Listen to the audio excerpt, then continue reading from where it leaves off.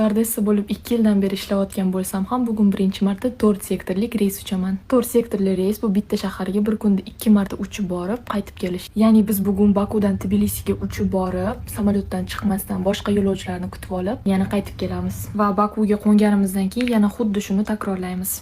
Ya'ni bir kunda 2 marta Tbilisiga borib, qaytib kelamiz. Bunaqa reyslarda samolyot bir kunda 4 marta uchib, 4 marta qo'nadi va taxminan 600 ta yo'lovchini manziliga yetkazadi. Eng qizig'i, bort kuzatuvchilarining oyligi uchgan soatiga qarab to'lanadi va Bakudan Tbilisiga uchish soati atiga 1 soat bo'lgani uchun biz bu 4 sektorlik reysda atiga 4 soat parvozda bo'lamiz. Lekin 11 soat ishda, ya'ni kuni bilan tikka oyoqda 600 ta har xil odam bilan muloqotda bo'lamiz. Va bu 11 soatni atiga 4 soati uchun oylik olamiz. 1 soatning ichida samolyot shunchaki havoga ko'tarilib qo'nadi desangiz adashasiz. Chunki biz bu vaqtning ichida hatto servis qilishga ulguramiz. 35 daqiqaning ichida 150 ta yo'lovchiga sendvich, sok va suv tarqatib, hatto musrini yig'ishga ham ulguramiz.